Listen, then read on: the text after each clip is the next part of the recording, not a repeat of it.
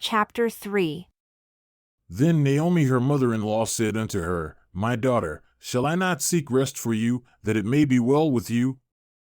And now, is not Boaz of our kindred, with whose maidens you were? Behold, he winnows barley tonight in the threshing floor. Wash yourself therefore, and anoint you, and put your raiment upon you, and go down to the floor. But make not yourself known unto the man until he has finished eating and drinking. And it shall be, when he lies down, that you shall mark the place where he shall lie, and you shall go in, and uncover his feet, and lay down, and he will tell you what you shall do. And she said unto her, All that you say unto me, I will do. And she went down unto the floor, and did according to all that her mother-in-law bid her. And when Boaz had eaten and drunk, and his heart was merry, he went to lie down at the end of the heap of grain. And she came softly, and uncovered his feet, and laid herself down. And it came to pass at midnight that the man was afraid, and turned himself, and behold, a woman lay at his feet. And he said, Who are you? And she answered, I am Ruth, your handmaid. Spread therefore your skirt over your handmaid, for you are a near kinsman.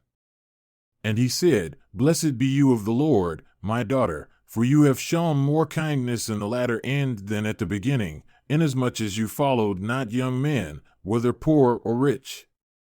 And now, my daughter, fear not, I will do to you all that you require, for all the city of my people does know that you are a virtuous woman. And now it is true that I am your near kinsman, nevertheless, there is a kinsman nearer than I. Stay this night, and it shall be in the morning that if he will perform unto you the part of a kinsman, well, let him do the kinsman's part. But if he will not do the part of a kinsman to you, then I will do the part of a kinsman to you, as the Lord lives. Lie down until the morning. And she lay at his feet until the morning, and she rose up before one could know another. And he said, Let it not be known that a woman came into the floor. Also he said, Bring the veil that you have upon you, and hold it. And when she held it, he measured 6 measures of barley, and laid it on her, and she went into the city.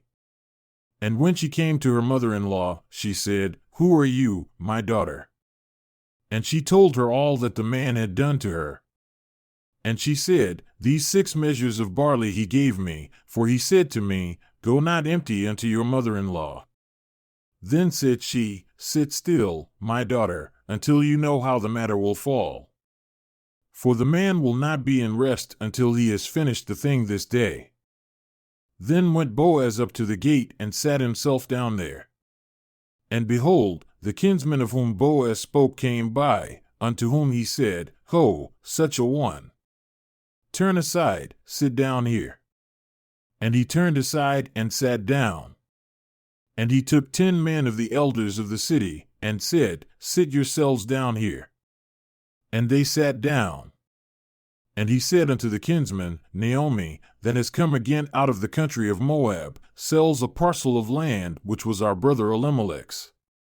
And I thought to advise you, saying, Buy it before the inhabitants and before the elders of my people. If you will redeem it, but if you will not redeem it, then tell me, that I may know, for there is none to redeem it besides you, and I am after you. And he said, I will redeem it.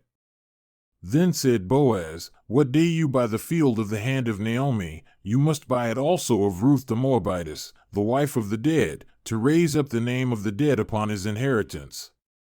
And the kinsman said, I cannot redeem it for myself, lest I mar my own inheritance. Redeem my right to yourself, for I cannot redeem it.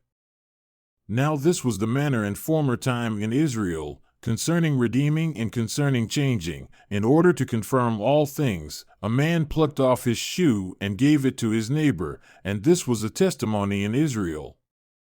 Therefore the kinsman said unto Boaz, Buy it for yourself.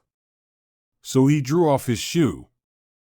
And Boaz said unto the elders and unto all the people, You are witnesses this day that I have bought all that was Elimelech's, and all that was Chilion's and Mahlon's, of the hand of Naomi.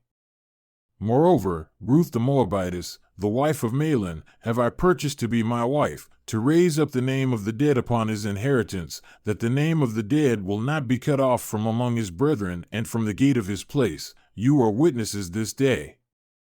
And all the people that were in the gate and the elders said, We are witnesses. The Lord make the woman that has come into your house like Rachel and like Leah, which two did build the house of Israel, and do you worthily in Ephrathah, and be famous in Bethlehem. And let your house be like the house of Perez, whom Tamar bore unto Judah, of the seed which the Lord shall give to you of this young woman. So Boaz took Ruth, and she was his wife, and when he went in unto her, the Lord gave her conception, and she bore a son. And the women said unto Naomi, Blessed be the Lord, who has not left you this day without a kinsman, that his name may be famous in Israel. And he shall be unto you a restorer of your life and a nourisher of your old age. For your daughter-in-law who loves you, who is better to you than 7 sons, has borne him.